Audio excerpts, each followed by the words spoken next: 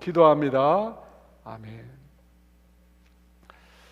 우리는 지금 예수님을 영접한 사람들에 관해서 말씀을 나누고 있습니다. 예수님을 영접한 사람은 예수님과 영적으로 연합한 사람을 말합니다. 예수님 안에 거하는 사람이며 예수님께서도 당신의 영으로 그와 함께 하시는 사람입니다. 예수님의 영은 우리에게 영적인 생명을 얻게 하고 동시에 또한 우리 영 안에 내주하심, 여러분 그분이 바로 성령 하나님이십니다. 우리가 성령님으로 인하여 영적인 생명을 가졌기 때문에 그때부터 하나님과의 교제가 가능합니다. 여러분 그 하나님과의 교제를 통해서 우리가 세상이 줄 수 없는 참된 평안을 얻게 되는 것입니다. 또 성령님과의 교제를 통해서 우리는 우리의 삶을 인도받을 수 있습니다. 성경 본문에 나오는 이 인도라고 하는 단어는 구약시대 광야에서 이스라엘 백성을 이끄셨던 바로 그 구름 기둥과 불 기둥을 의미합니다. 여러분 광야는 길이 없는 곳입니다. 방향을 구분할 수 없는 곳입니다. 그곳 가운데 이스라엘 백성은 낮에는 구름 기둥, 밤에는 불 기둥을 따라 갔습니다. 구름이 피어오르면 백성들은 하던 일을 멈추고 장막을 걷고 짐을 싸서 그 구름을 따라 길을 떠났습니다. 그러다가 구름이 갑자기 멈추게 되면 그곳에 장막을 치고 다시 거주하게 되었습니다. 밤에는 불기둥이 피어오르면 그것을 따라갔고 불기둥이 멈추면 그곳에 다시 장막을 쳤습니다. 여러분 이것이 이스라엘 백성이 광야길을 걸어간 방법이었습니다. 구름기둥, 불기둥의 움직임을 따라서 간 것입니다. 그렇다면 성령님의 인도는 어떻게 받는 것일까요? 성령님의 구름기둥과 불기둥은 어떤 것일까요? 하나님의 말씀인 성경과 기도를 통해서, 때로는 우리 주변의 상황이나 교회 공동체를 통해서 하나님의 영이신 성령님의 음성을 듣는 것을 말하는 것입니다. 그런데 우리가 성령님의 음성을 듣는데 이 영적인 세계에는 양의 목자뿐만 아니라 양을 도둑질하는 자도 있다는 것입니다. 목자와 도둑이 있는 것입니다. 이 둘을 우리가 어떻게 구분할 수 있을까요? 성경은 우리를 무서움으로 이끄는 종의 영이 있다고 말씀합니다. 두려움을 초래하는 혹은 두려움으로 우리를 이끄는 영이 있다는 것입니다. 여러분 그 영은 하나님에 대해서 그릇된 이미지를 갖게 만듭니다. 하나님을 늘 분노하는 분으로, 매정하게 손에 채찍을 들고 우리를 심판하는 분으로 하나님을 만든다는 것입니다. 여러분 달란트 비유에 보면 주인으로부터 한 달란트를 받은 사람이 있습니다. 그런데 그 사람은 그 달란트를 사용하지 않고 땅에 묻어두었다가 그냥 그것을 고스란히 주인에게 가져옵니다. 그러면서 이렇게 말합니다. 마태복음 25장에 주인이여 당신은 굳은 사람이라 심지 않은 데서 거두고 해치지 않은 데서 모으는 줄을 내가 알았으므로 두려워하여 나가서 당신의 달란트를 땅에 감추어 두었었나이다. 보소서 당신의 것을 가지셨나이다. 한 달란트 받은 사람은 주인을 어떻게 생각했다고 합니까? 굳은 사람이라고, 완고한 사람이라고 생각했다고 합니다. 심지 않은 데서 거두고 해치지 않은 데서 모은다고 합니다. 무슨 말입니까? 주인은 아무것도 하지 않고 거두고 모으는 자라는 것입니다. 그래서 자신이 그 주인을 두려워했다는 것입니다. 여러분 과연 그렇습니까? 주인이 종들에게 아무것도 주지 않고 많은 것을 가져오라고 말했습니까? 그리고 가져오지 않으면 엄하게 심판하는 폭군이었습니까? 아닙니다. 주인은 한 달란트 이상을 다 나누어 줬습니다. 여러분 한 달란트는 6천일 동안 일을 해야 벌 수 있는 돈입니다. 적어도 15년 이상을 벌어야 하는 돈입니다. 그 돈 이상을 다 종들에게 나누어 주었습니다. 여러분 이것을 보면 주인은 많은 것을 베풀어 주시는 분이십니다. 심지어 선인뿐만 아니라 악인에게도 때를 따라 비를 주시는 분이 우리 하나님이라고 말씀하십니다. 그런데 악한 영은 하나님은 완고한 분으로 피도 눈물도 없는 잔인한 폭군으로 형상화시킵니다. 그래서 하나님을 두려워하게 합니다. 두려움의 노예가 되도록 만든다는 것입니다. 하지만 하나님께서 우리에게 분명히 말씀하셨습니다. 하나님께서 우리에게 주시는 것은 두려워하는 마음이 아니라고 하셨습니다. 하나님은 두려운 마음을 우리에게 주시지 않는다고 했습니다. 두려움은 하나님이 주신 것이 아닌 것입니다. 그렇다면 하나님의 영이신 성령님은 어떤 특징을 가지고 계실까요? 15절 말씀입니다. 우리 다 같이 있습니다. 너희는 다시 무서워하는 종의 영을 받지 아니하고 양자의 영을 받았으므로 우리가 아빠 아버지라고 부르시느니라. 성령님은 우리에게 무서움, 두려움, 공포를 가져오시는 영이 아니십니다. 양자의 영이라고 합니다. 양자의 영. 양자는 이 출생을 통해서 얻은 아들이 아니라 아버지가 입양한 아들을 가리키는 표현입니다. 입양한 아들입니다. 근데 여러분, 양자로 입양한 아들도, 그 아들도 친아들과 동등한 대우를 합니다. 똑같은 대우를 하고 똑같은 권리를 갖게 합니다. 똑같이 아버지께로부터 친아들과 다름이 없는 사랑을 받게 합니다. 여러분, 그것이 성경에 나오는 양자입니다. 성령님은 바로 양자의 영이십니다. 그 양자의 영으로 예수 믿는 우리 안에 내주하시면서 어떤 일을 하시냐면 하나님과 우리의 관계를 올바로 설정하게 만들어 주십니다.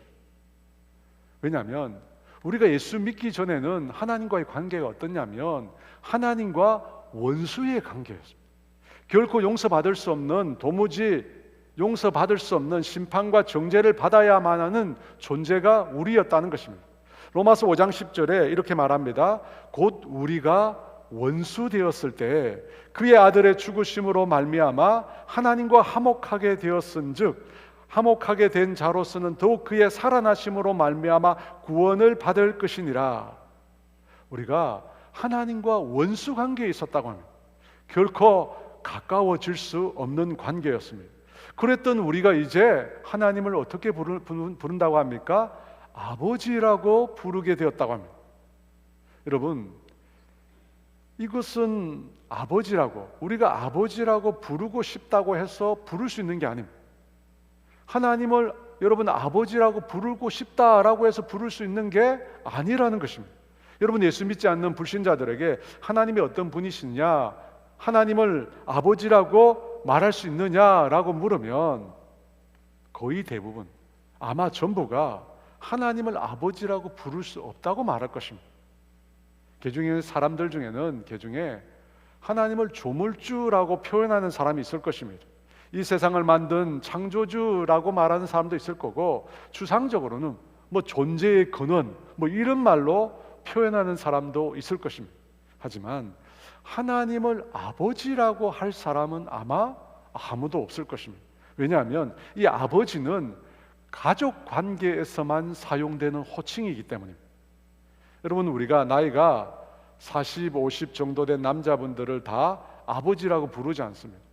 내 아버지인 경우만 아버지라고 부르지 대부분의 그런 분들을 아저씨라고 부릅니다. 아버지는 가족 관계 안에 있는 사람만이 부를 수 있는 호칭입니다. 그래서 예수님을 믿지 않는 불신자들은 하나님을 아버지라 부르지 않습니다. 부를 수 없습니다. 왜냐하면 하나님과 그들은 아무런 관계가 없기 때문입니다. 하나님과 전혀 무관하기 때문에 하나님을 아버지라 부르지 않는다는 것입니다. 그런데 우리가 예수님을 믿고 성령님으로 거듭나게 되면 하나님을 아버지라고 부르게 된다고 합니다. 여러분, 어떻게 하나님을 아버지라고 부르게 되는 것일까요? 그것은 우리에게 이 영적인 생명을 부여하신 성령님께서 양자의 영이시기 때문에, 양자의 영, 우리를 하나님께 입양시켜 주신 분이라는 것입니다. 그래서 그 성령님을 통해서 우리가 비로소 하나님을 아버지라고 부르게 된 것입니다. 여러분, 이것이 바로 하나님과 우리 사이가 영적인 가족 관계가 맺어졌다는 증거입니다. 우리가 양자의 영이신 성령님을 통해서 하나님을 아버지라 부르게 되었다는 것은 우리가 영적으로 하나님과 가족 관계가 되었다는 것입니다. 하나님은 나의 아버지고 나는 그분의 자녀라는 것입니다. 그런데 성경에 보니까 그냥 아버지도 아니라 아빠 아버지라고 부르게 되었다. 아빠 아버지. 이 아빠라는 말은 아버지의 애칭이잖아요. 여러분, 참 놀라운 일입니다. 또 한편은 신비로운 일입니다. 하나님을 아빠, 아버지라고 부르는 것은 자연인에게는 불가능한 일입니다. 그런데 예수님을 믿고 성령님에 의해서 영적 생명을 갖게 되면 그때부터 하나님을 아빠, 하나님 아버지라고 부르는 것이 자연스럽습니다. 누가 그렇게 하라고 강요하지도 않았는데 하나님을 아빠, 아버지라고 부르는 것이 전혀 어색하거나 이상하지 않습니다. 그런데 본문의 15절 말씀을 보면 우리가 하나님을 아빠, 아버지라고 부른다가 아니라 성경을 보면 부르짖는다고 합니다. 부르짖는다. 양자의 영을 받았으므로 우리가 아빠, 아버지라고 부르짖느니라. 여러분, 부른다는 말도 틀린 말이 아닙니다. 맞는 말입니다. 그런데 로마서 8장 15절에서는 부르짖는다라고 하는 표현을 쓰고 있습니다. 부르짖는다. 여러분, 부르짖는다도 사실은 부르는 것의 일종이죠. 부르는데 어떻게 부릅니까? 더 크게, 더 간절하게 부르는 것입니다. 여러분, 자녀가 아버지를 그렇게 부르짖을 때, 더 크게 간절히 부를 때 어떤 상황에서 부르는 것입니까? 그리고 그 아버지와 어떤 관계에 있을 때 그렇게 부를 수 있는 것일까요? 아버지와 심리적 거리가 가까울 때, 심리적 거리가 가까울 때 아버지를 부르는데 지금 급한 일이 생긴, 지금 위험한 일이 생긴 것입니다. 지금 위험이 자신에게 닥친 것입니다. 그럴 때 하나님을 아빠, 아버지라고 부르짖는 것입니다. 심리적으로 아버지와 거리가 먼 자녀일수록 아빠를 부르짖으며 찾지는 않습니다. 아무리 급한 일이 생겨도 아빠가 남 같은데 어떻게 부르짖으면서 아빠를 찾겠습니까? 그래서 15절에 부르짖는다라고 하는 표현은 그만큼 아버지와 아들이 가깝고 친밀하는 뜻입니다. 저는 이 부르짖는다, 자녀가 부모에게 부르짖는다라고 하는 말이 잘 이해가 됩니다. 제가 자녀가 셋이 있으니까 이 말의 뜻이 아주 잘 와닿습니다. 제 아들이, 특별히 저희 둘째가 저를 아주 강렬하게 부르짖어 부른 경험이 있습니다. 예전에 저희 집 둘째가 7살쯤 되었을 때입니다. 송파에 있는 올림픽 공원이 있는데 저희가 그때는 올림픽 공원 앞에 살고 있었습니다. 그때 올림픽 공원에 자전거를 타러 간 적이 있었습니다. 이 자전거로 이 광장 주변을 여러 바퀴를 돌았습니다. 그리고 난 다음에 이 녀석이 좀 힘들다고 자기 자전거를 타지 않고 아빠 자전거 뒤에 자신이 타겠다는 것입니다. 이 자전거 뒷 안장에다가 둘째를 태우고, 그래도 아빠가 뭔가 신나게 타는 것을 보여주겠다 싶어서 신나게 페달을 밟고 앞으로 나갔습니다. 조금 가다가 갑자기 자전거가 멈춰선 것입니다. 페달을 밟아도 나가지 않는 상태가 됐습니다. 그 순간에 이라는 소리와 함께 아빠라고 저희 둘째가 저를 막 부르는 거예요.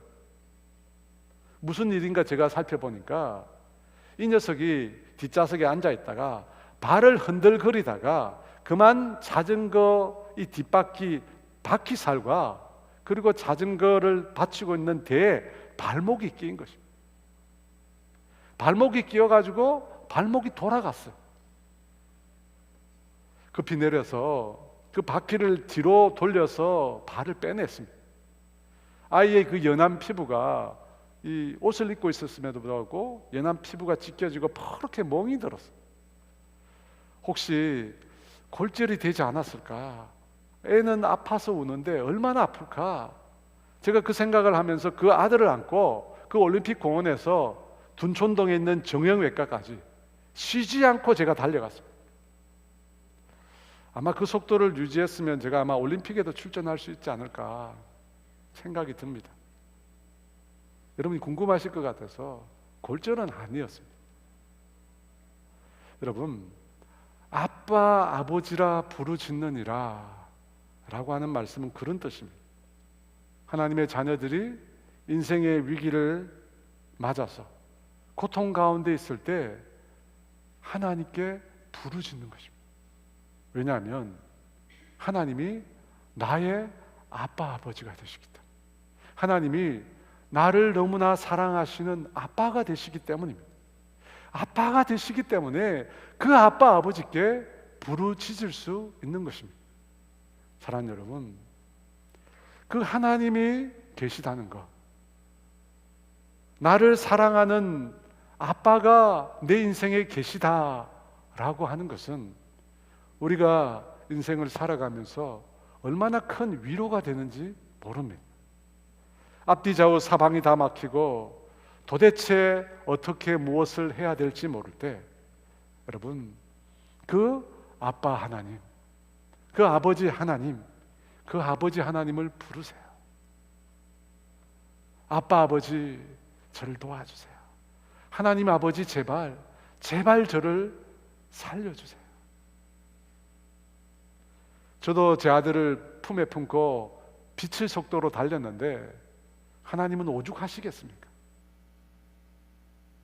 여러분, 하나님은 여러분의 그 외마디 비명과 부르짖음을 외면하시지 않을 것입니다. 반드시 그 신음 소리를 듣고 여러분에게 달려오실 것입니다.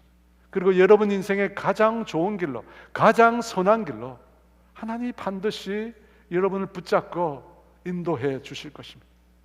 저는 바라고 소원합니다.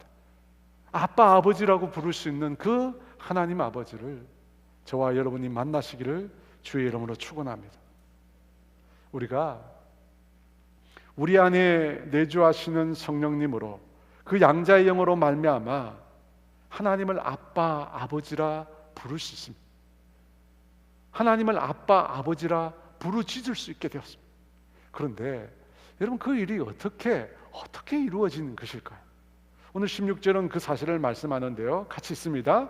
성령이 친히 우리의 영과 더불어 우리가 하나님의 자녀인 것을 증언하시나니. 이 말씀은 우리가 어떻게 하나님을 아빠 아버지라고 부를 수 있는지 구체적인 이유를 설명해 주고 있습니다. 어떻게 우리가 하나님을 아빠 아버지라 부를 수 있는가? 성령님께서, 양자의 영인 성령님께서 우리 영에게 우리가 하나님의 자녀인 것을 증언해 주신다는 것입니다. 우리가 하나님의 자녀인 것을 말씀해 주신다는 것입니다. 여러분, 이 사실은 이성이나 합리적인 판단으로 이해할 수 있는 부분이 아닙니다.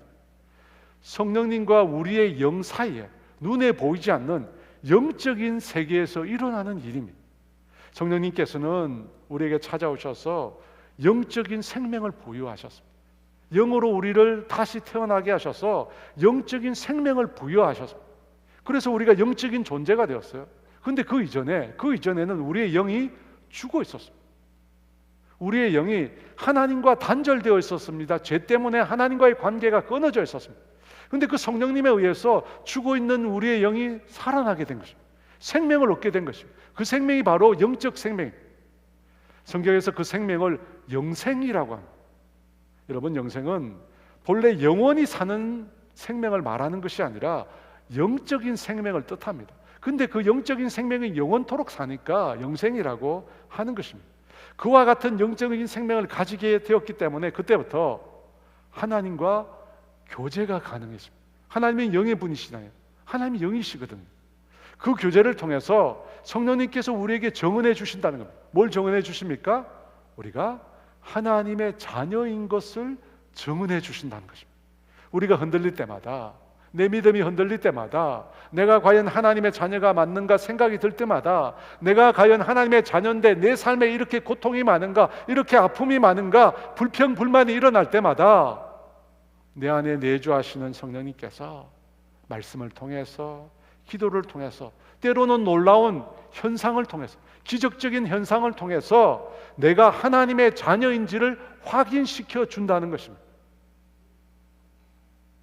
그래서 여러분, 그 성령님이 머무시는 사람이 하나님의 사람입니다. 하나님의 자녀인 것입니다. 그래서 그가 하나님을 아버지라고 부를 수 있는 것입니다. 9절 하반절에 이렇게 말씀합니다. 누구든지 그리스도의 영이 없으면 그리스도의 사람이 아니라. 그리스도의 영이 우리 안에 계시면서 우리 안에서 우리가 하나님의 자녀인 것을 증거해 주신, 그래서 우리가 비로소 하나님을 아버지라 부를 수 있는 것입니다. 그런데 구약 성경에 보면 구약 시대에는 하나님의 자녀가 이스라엘 백성이었습니다. 이스라엘 백성이었습니다. 출애굽기 4장 22절에 너는 바로에게 이르기를 여호와의 말씀에 이스라엘은 내 아들 내 장자라. 모세를 통해서 이집트 왕 바로에게 전한 하나님의 말씀에 이스라엘이 내 아들 내 장자라고 하십니다. 이스라엘이 하나님의 아들인 것입니다. 그래서 이스라엘 백성들도 자신들을 가리켜 하나님께서 택한 민족, 선민이라고 자신들을 부른 것입니다. 여러분, 그와 같은 선민의식을 갖게 된 첫 번째 사건은 아브라함 때에 있었습니다. 하나님께서 아브라함과 언약을 맺으시고 그와 그의 후손에 하나님이 되시겠다고 친히 약속해 주셨습니다. 창세기 17장 7절 말씀에 내가 내 언약을 너와 너 및 내 대대 후손 사이에 세워서 영원한 언약을 삼고 너와 내 후손의 하나님이 되리라. 아브라함 그 언약을 삼고 대대 후손 하나님이 되시겠다고 합니다. 그렇다면 아브라함과 맺은 언약은 어떤 것일까요? 17장 10절에 너희 중 남자는 다 할례를 받으라. 이것이 나와 너희와 너희 후손 사이에 지킬 내 언약이니라. 남자의 성기껏 표피를 베어내는 할례 의식이 하나님의 백성이 되는 조건이었습니다. 하나님의 백성이 되는 조건이었어요. 그래서 이스라엘 백성은 반드시 할례를 받아야 했습니다. 태어나면 제8일에 할례를 반드시 하도록 했던 것입니다. 왜냐하면 그 할례를 통해서 하나님의 백성이 되기 때문이었습니다. 그런데 출애굽 사건 이후에 시내산에서 하나님께서 이스라엘 백성과 또다시 언약을 맺습니다. 출애굽기 19장 5절과 6절에 세계가 다 내게 속하였나니 너희가 내 말을 잘 듣고 내 언약을 지키면 너희는 모든 민족 중에서 내 소유가 되겠고 너희가 내게 대하여 제사장 나라가 되며 거룩한 백성이 되리라. 너는 이 말을 이스라엘 자손에게 전할지니라. 너희가 내 말을 잘 듣고 내 언약을 지키면 어떻게 된다고 합니까? 모든 민족 중에서 내 소유가 되겠고 제사장 나라가 되겠고 거룩한 백성이 되리라 말씀하십니다. 하나님의 소유, 하나님의 백성, 하나님의 자녀가 되는 조건이 무엇입니까? 하나님의 말씀을 잘 지키고 잘 듣고 하나님의 언약을 지키면 된다는 것입니다.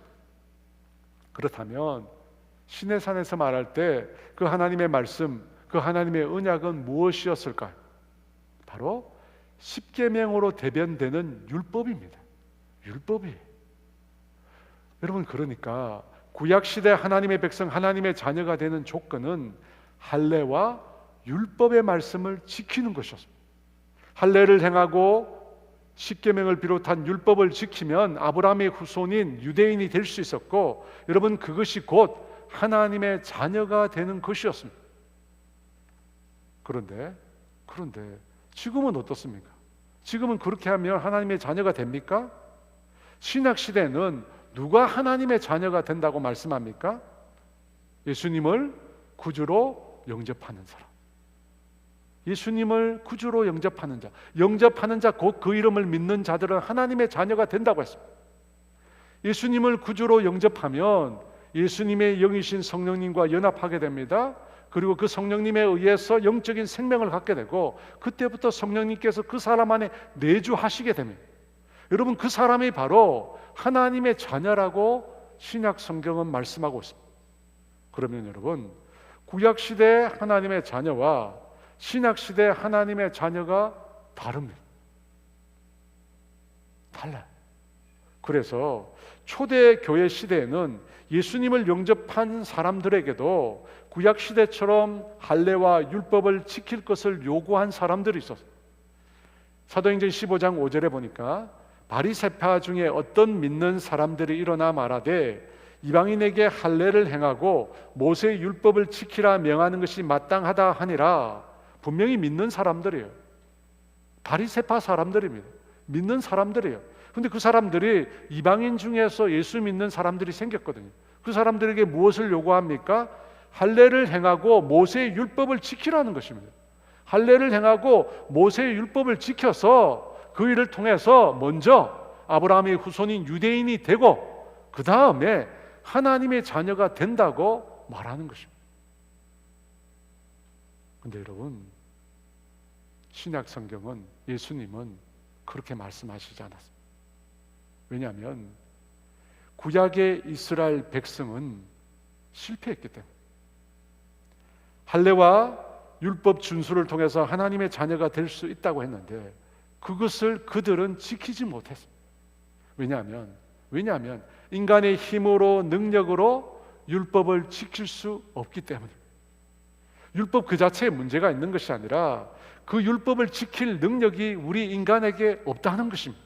그래서 하나님께서 할례와 율법 준수를 대신하는 새 언약을 말씀하시면서 그 새 언약을 성령님으로 대체하신 것입니다. 로마서 2장 9절에 그래서 이렇게 말합니다.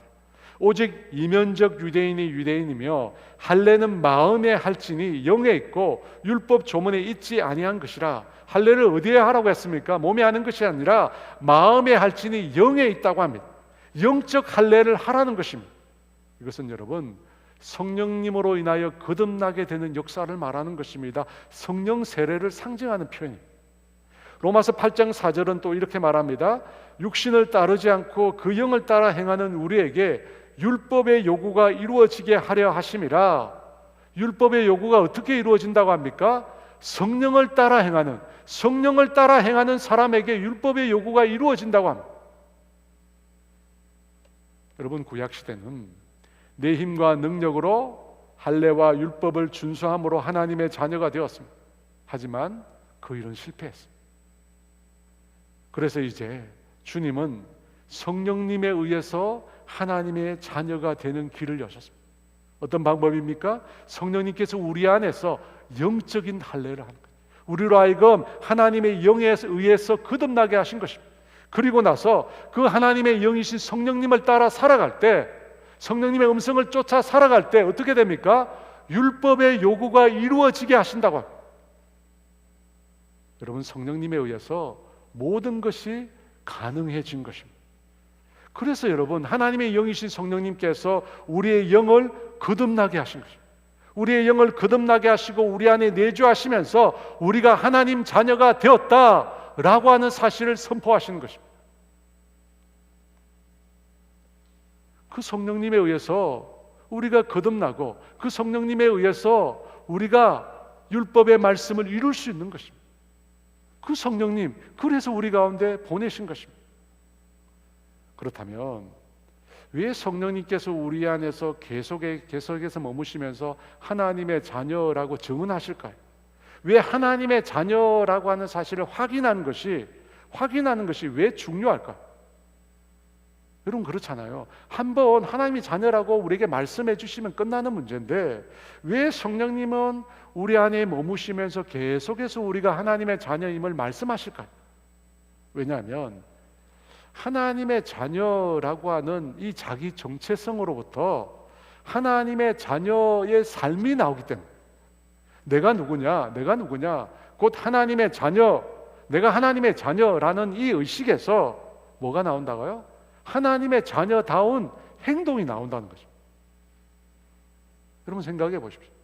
내가 하나님의 거룩한 자녀라고 하는 의식을 가진 사람은 내가 하나님의 자녀라고 하는 그 의식에 걸맞는 거룩한 삶을 살게 된다는 것입니다. 거룩한 행동을 하게 된다는 것입니다. 내가 만약에 하나님의 거룩한 자녀라고 생각하는데 그것에 걸맞지 않는 삶을 산다면 여러분, 이 관계는 끊어진 거예요. 둘 중에 하나죠. 하나님의 자녀가 아니든지 하나님의 자녀인데 시험에 빠졌든지 이유가 있는 것입니다. 근데 만약에 정말로 내가 하나님의 자녀라고 하는 의식을 가지고 있다면 여러분, 우리는 그 의식을 따라서 하나님의 자녀답게 살 수밖에 없는 겁니다. 여러분, 요셉이 그랬어요. 보디발의 아내가 요셉을 유혹했습니다. 날마다 요셉에게 동침하자고 했습니다. 그런데 요셉이 끝까지 거절했습니다. 요셉이 그 유혹을 거절했습니다. 여러분, 사실은 유혹이 아니라 명령입니다. 명령이에요. 주인이 명령한 거예요. 그런데 요셉이 그 명령을 거절했습니다. 어떻게 거절을 할 수 있었을까요? 첫째는 자신을 가정 총무의 자리에까지 오르게 한 주인 보디발에 대한 신의 때문입니다. 창세기 39장 8절과 9절에 요셉이 거절하여 자기 주인의 아내에게 이르되 내 주인이 집안의 모든 소유를 간섭하지 아니하고 다 내 손에 위탁하였으니 이 집에는 나보다 큰 이가 없으며 주인이 아무것도 내게 금하지 아니하였어도 금한 것은 당신뿐이니 당신은 그의 아내임이라. 보디발의 아내이기 때문에 요셉이 거절한 것입니다. 주인과의 믿음 신의를 지키기 위해서입니다. 주인이 자신에게 베풀으신 은혜에 자신이 배신으로 답할 수 없었기 때문에. 두 번째, 요셉의 유혹을 거절했던 것은 그가 하나님을 경외했기 때문에. 여러분, 이 말씀 바로 이어지는 구절에 내가 어찌 이 큰 악을 행하여 하나님께 죄를 지으리까 라고 말합니다. 하나님을 경외했기에 하나님 앞에 범죄할 수 없다는 것입니다. 그래서 요셉이 그 유혹을, 그 명령을 뿌리친 것입니다. 세 번째, 마지막 이유는 요셉이 가지고 있는 자기 정체성 때문입니다. 창세기 39장 17절 하반절에 보면 이런 내용이 나옵니다. 보디발과 보디발의 처가 서로 나눈 대화의 내용입니다. 보디발의 처가 이렇게 말합니다. 당신이 우리에게 데려온 히브리 종이 나를 희롱하려고 내게로 들어왔으므로. 보디발의 처가 요셉을 가리켜 뭐라고 얘기합니까? 히브리 종이라고 합니다. 여러분, 요셉이 그 가정에서 11년 동안 죽도록 고생을 했습니다. 자기 목숨을 다하여 정말 죽을 고생을 다했습니다. 여러분, 그 결과로 요셉의 충성과 능력이 인정받아서 가정 총리의 자리에 오르게 된 것입니다. 그런데 이 보디발의 말을 들어보니까, 보디발의 처의 말을 들어보니까 요셉은 어떻습니까? 여전히 히브리 종입니다. 당신이 우리에게 데려온 히브리 종이 여전히 히브리 종에 불과했다는 것입니다. 단돈, 은 20이면 살 수 있는 노예였다는 것입니다. 요셉이 아무리 발부둥 쳐도 그 노예의 신분에서 요셉은 벗어날 수 없습니다. 여러분, 종 혹은 노예에게는 자기 자신에 대한 권리가 없습니다. 자기 자신에 대한 권리가 없습니다. 자기 마음대로 어떤 일을 결정하고 움직이고 활동하고 선택할 수 있는 권리가 없습니다. 보디발의 처가 요셉을 향하여 자신의 욕망을 채우려고 덤빌 수 있었던 이유가 뭡니까? 요셉이 종이었기 때문에, 요셉이 노예였기 때문에, 자기의 권리를 주장할 수 없는 종이기 때문에 보디발의 처가 마음껏 요셉을 농락했던 것입니다. 그런데 자신에 대한 아무런 권리가 없는 요셉이 주인 아내의 명령을 거절했습니다.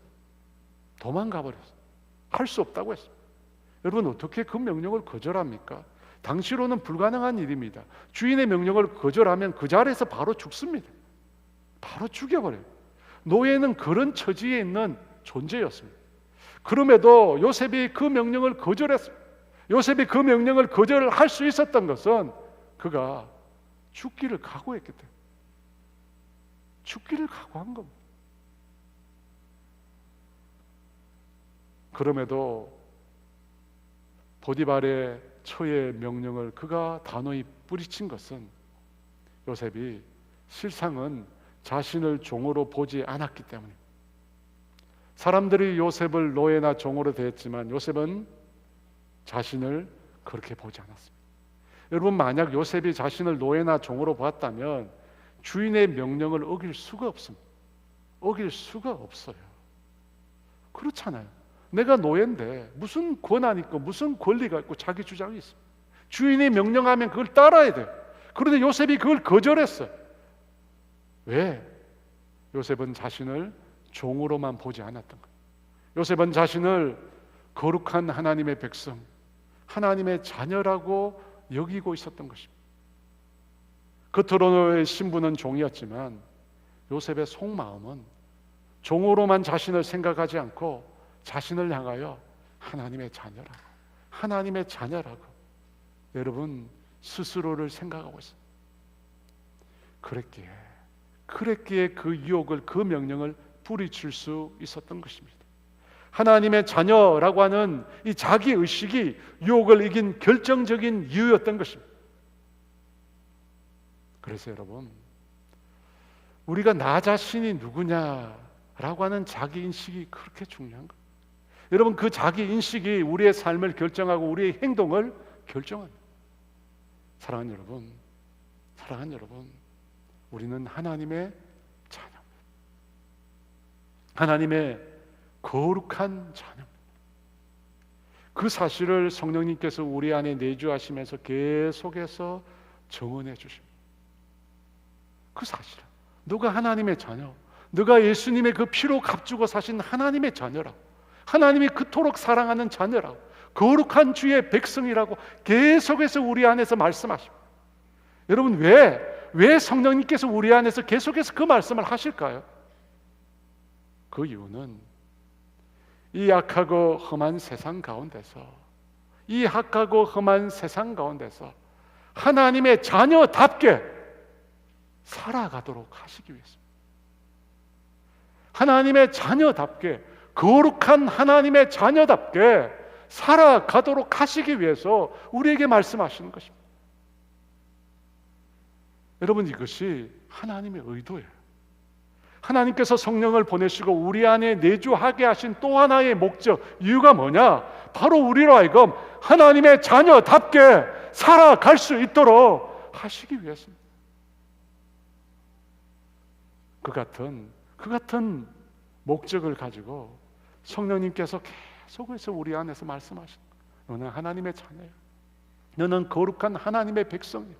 너는 결단코 죄악의 삶 가운데 너를 던질 수 없는 하나님의 거룩한 아들이고 딸이라고 우리에게 말씀하시는 거예요. 왜? 하나님의 자녀답게 살아가라고, 하나님의 자녀답게 이 악한 세상을 거슬러 살아가라고 우리에게 말씀하시는 것입니다. 그와 같은 성령님의 음성의 목적을 여러분이 온전히 이해하기를 주의 이름으로 축원합니다. 하나님의 자녀라고 우리에게 증언하시는 그 성령님의 목적을 이해하고 그 성령님 의지하시기 바랍니다. 여러분, 그 성령님 의지하고 그 성령님 따라 살아가야 그때 비로소 우리가 하나님의 자녀답게 살아갈 수 있는 것입니다. 17절 말씀인데요, 다 같이 있습니다. 자녀이면 또한 상속자, 곧 하나님의 상속자요 그리스도와 함께한 상속자니 우리가 그와 함께 영광을 받기 위하여 고난도 함께 받아야 할 것이니라. 하나님께서 우리를 당신의 양자로 삼으셨습니다. 원수되었던 우리를 예수 그리스도의 피로 화목하게 하시고, 더 나아가서 화목했을 뿐만 아니라 우리를 양자로 삼아주셨습니다. 하나님 당신의 상속을 주기 위해서 입양한 아들이 양자입니다. 하나님 당신의 상속을 주시기 위해서 우리를 당신의 가족관계 안으로 삼아주셨습니다. 그러니까 여러분, 하나님의 자녀가 되었다라고 하는 것은 또 다른 놀라운 특권이 있습니다. 그 특권이 뭐냐? 하나님의 영광을 상속받는 것. 하나님의 영광을 상속받는, 자녀이면 상속자, 하나님의 상속자여 그리스도와 함께한 상속자니 하나님의 영광을 상속받아. 하나님의 상속자인 동시에 그리스도와 함께한 상속자라고 합니다. 그리스도는 하나님의 친아들이고 우리는 하나님의 양자입니다. 그런데 상속에 있어서는 차이가 없습니다. 예수님께서 받으실 영광을 우리도 동일하게 받는다는 것입니다. 여러분, 예수님께서 어떤 영광을 받으실까요? 하나님과 동등한 영광을 받으십니다. 빌립보서 2장 6절에 그는 근본 하나님의 본체시나 하나님과 동등됨을 취할 것으로 여기지 아니하시고, 예수님은 하나님의 본체시며 하나님의 영광 그 자체십니다. 동등한 분이십니다. 그래서 예수님께서 받으실 영광도 하나님의 영광입니다. 그런데 그 하나님의 영광을 우리에게도 동일하게 주시겠다고. 여러분, 그래서 성경은 예수님을 맏아들이라고 그래요. 맏아들. 로마서 8장 29절에 하나님이 미리 아신 자들을 또한 그 아들의 형상을 본받게 하기 위하여 미리 정하셨으니 이는 그로 많은 형제 중에서 맏아들이 되게 하려 하심이라. 예수님께서 우리 형제 중에 맏아들이라는 거예요. 우리는 나머지 아들들. 히브리서 2장 11절은 이렇게도 말합니다. 거룩하게 하시는 이와 거룩하게 함을 입은 자들이 다 한 근원에서 난지라 그러므로 형제라 부르시기를 부끄러워하지 아니하시고 거룩하게 하시는 이 예수님을 말합니다. 거룩하게 함을 입은 자들은 예수 믿는 자들을 말합니다. 그들이 한 근원에서 났다고 합니다. 하나님께로부터 났다는 것입니다. 그런데 거룩하게 하시는 분이 거룩하게 함을 입은 자들을 향하여 뭐라고 합니까? 형제라, 형제라. 형제라고 부르는 것을 부끄러워하지 않는다고 하십니다. 여러분, 우리가 예수님과 한 형제예요. 하나님을 아버지로 삼고 예수님과 한 형제예요. 그리고 하나님의 것을 상속받는 아들들이. 여러분, 이 말씀을 여러분 어떻게 생각하십니까? 전 너무 송구스럽습니다. 우리가 어떻게 하나님의 아들이신 그리스도와 동등한 자가 될 수 있습니까? 우리가 어떻게 예수님과 공동 상속자로 하나님의 영광을 상속받을 수 있습니까? 그런데 그 예수님은 우리를 부끄러워하지 않으시고 우리를 형제라고 부르신다고 합니다. 여러분 생각해 보면 우리가 예수님 믿고 지옥에 가지 않고 영원한 심판과 저주에서 벗어나 천국에 들어갈 수 있다는 거, 여러분 그 사실만 생각해도 송구스럽습니다. 우리의 부족한 모습을 보면 우리가 구원받는다 그 자체만으로도 너무나 감지득지합니다. 너무나 감사해요. 그런데 하나님은 그런 우리를 종이 아닌 당신의 자녀로 삼아주셨어요. 원수되었던 우리를 입양해서 하나님 당신의 자녀로 삼아주셨고, 더 나아가서 하나님의 그 하늘 영광을 우리에게 상속시켜 주시겠다고 합니다. 친아들이신 예수 그리스도와 함께 하나님의 그 놀라운 영광, 하늘 영광, 모든 만물이 부러워하는 그 하늘 영광을 우리에게 상속시켜 주시겠다고 합니다. 여러분, 우리가 도대체 뭔데 이런 복을 받을 수 있습니까? 예수님을 구주로 믿는다라고 하는 그 한 가지 사실이 이토록 우리에게 큰 복을 가져다 주는지 상상조차 못했습니다. 그래서 저는 늘 그런 생각을 합니다. 예수님께서 약속하신, 하나님께서 우리에게 약속하신 이 복을 우리가 정말로 누리게 되는 그날, 아마 그날 우리는 그 영광 앞에 기절할 것, 그 영광 앞에 우리는 기절할 것이라고 저는 생각합니다. 말로 다 표현할 수 없는 그 하늘의 영광을 보고 그 영광을 우리에게, 이 죄인이었던 우리에게 주신 그 주님을 향하여 아마 우리 모두는 목이 터지도록 주님을 찬양할 것입니다. 어떻게 나에게 이런 영광을 주시냐고, 어떻게 나에게 이런 놀라운 은혜를 주시냐고 저와 여러분 노래하게 될 것입니다. 요한계시록 22장 5절은 이렇게 말씀합니다.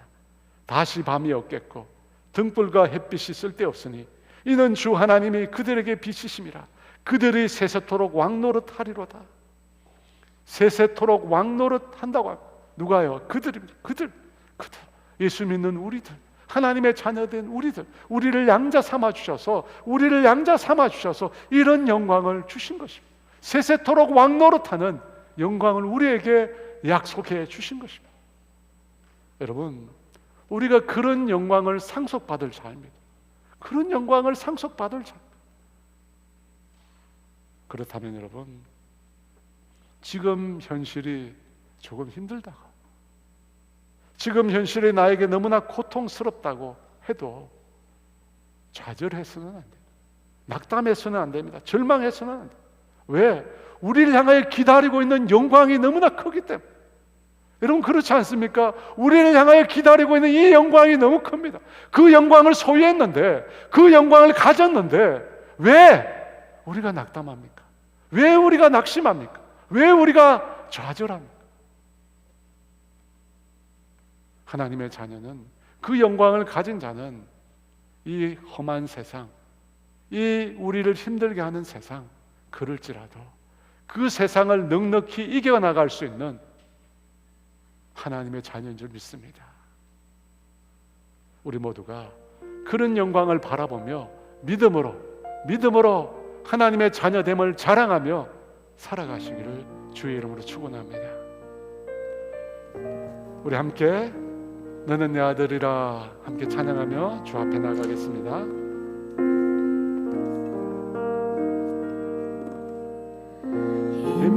힘들고 지쳐 낭망하고 넘어져 일어날 힘 전혀 없을 때에 조용히 다가와 손 잡아주시며 나에게 말씀하시네. 나에게 실망하며 내 자신 연약해 고통 속에 눈물 흘릴 때에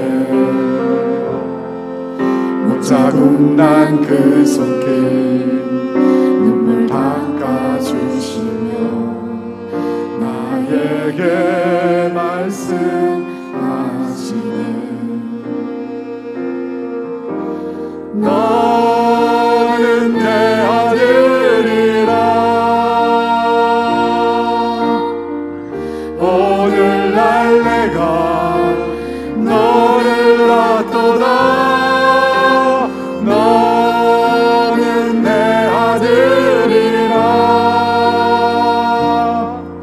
나의 사랑하는 내 아들이라.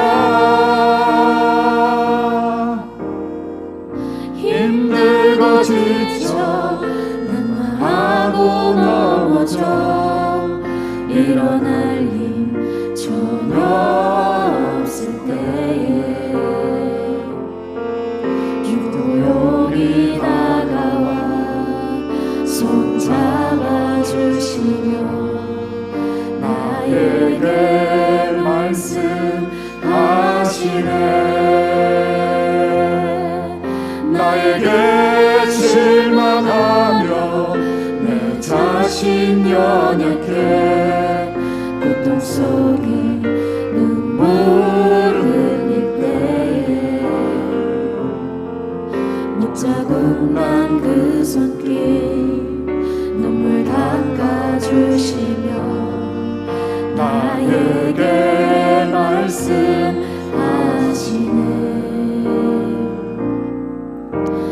너는 내 아들이라. 오늘날 내가 너를 낳도다. 너는 내 아들이라. 나의 사랑하는 내 아들이라. 언제나 변함없이 너는 내 아들이라. 나의 십자가 고통 해산의 그 고통으로 내가 너를 낳았으니 너는 내 아들이라. 오늘날 내가 너를 낳도다. 너는 내 아들이라. 나의 사랑하는 내 아들이라.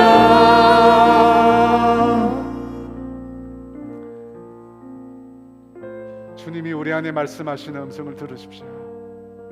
너는 내 아들이라. 너는 내 딸이라. 내가 피로 값주고 너를 샀노라. 내가 너를 사랑하노라. 내가 너를 버리지 않노라. 내가 반드시 너를 지켜주리라. 우리를 당신의 자녀로 부르시는 그 주님의 음성을 들으십시오. 우리는 주님의 자녀입니다. 주님은 그 자녀에게 놀라운 특권을 주셨어요. 여러분, 그 특권은 상속받은 특권뿐만 아니라 그 특권은 하나님을 나의 아빠라고 부르시는 것입니다. 하나님을 나의 아빠라고 부르짖을 수 있는 특권. 여러분 인생이 고단하십니까? 여러분 인생이 지치십니까? 너무 힘드십니까? 주님을 부르세요. 아빠, 아버지, 주님 도와주세요. 주님 도와주세요. 주님 도와주세요. 그 주님이 여러분에게 찾아오실 겁니다. 아들아, 딸아, 내가 너를 안다. 내가 너를 도와줄게. 내가 너를 붙잡아줄게. 걱정하지 마. 내가 너를 책임져 줄게.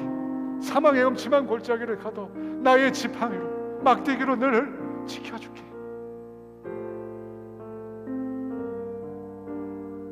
여러분, 그 주님께 기도하십시오. 기도하세요. 나를 당신의 자녀로 불러주시는, 끊임없이 나에게 불러주시는 그 주님을 찾으세요. 주님을 찾으세요. 그리고 하나님이 정말 내 아버지구나, 하나님이 정말 내 아빠구나, 여러분 경험하세요. 그리고 하나님의 자녀답게, 하나님의 자녀답게 이 세상에서 당당히 사십시오. 당당히 사십시오. 하나님은 다 여러분을 지켜주십니다. 우리에게 영원한 하늘을 상속해 주실 그 하나님 붙들면서 이 시간 주여 외치고 기도하겠습니다. 주여.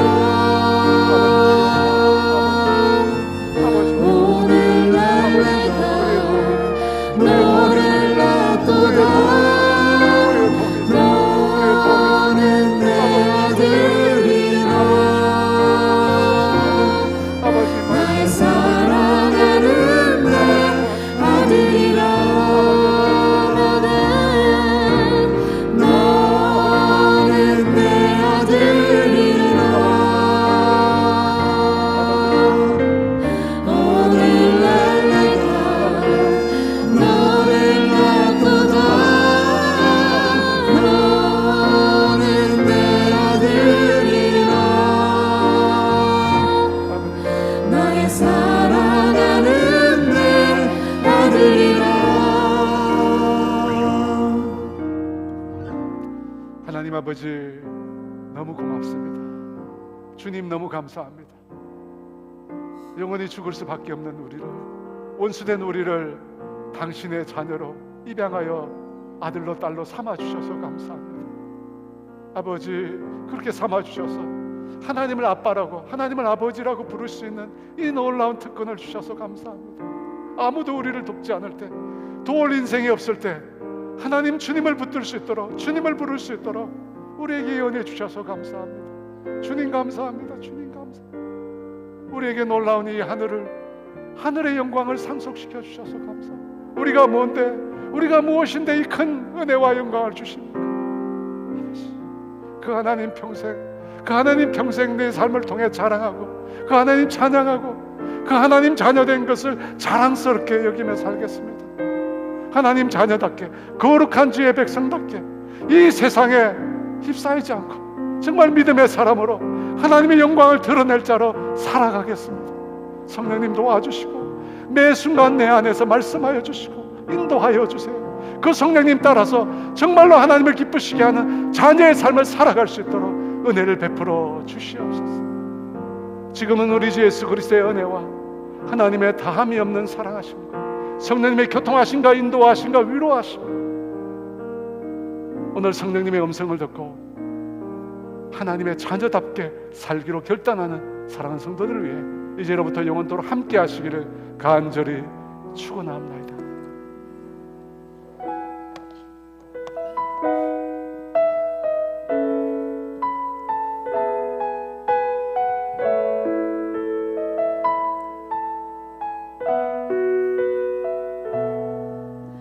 사랑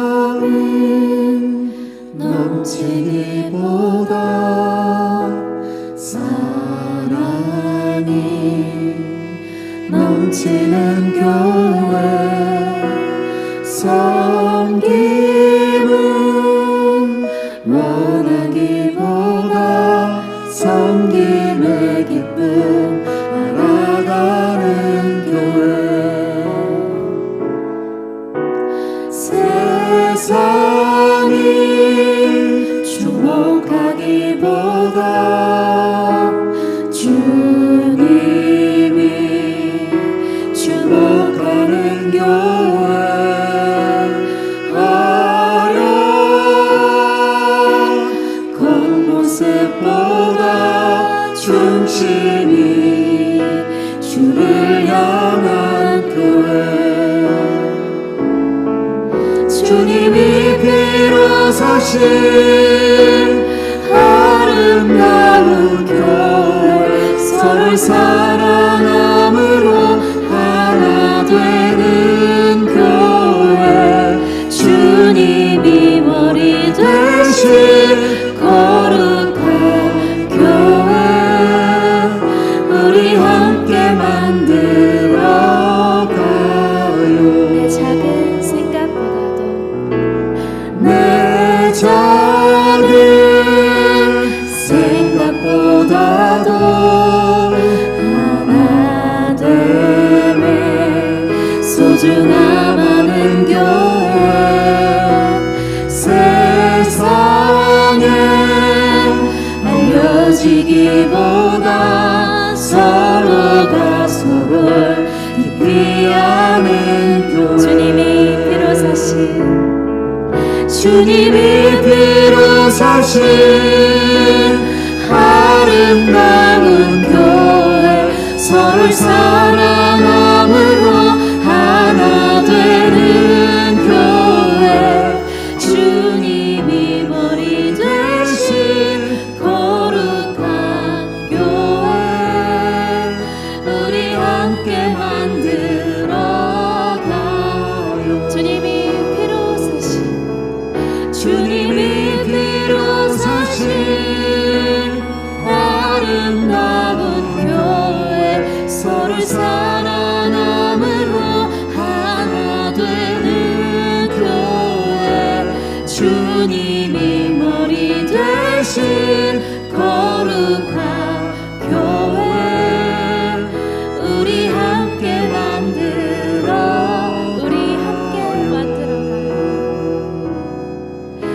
우리 함께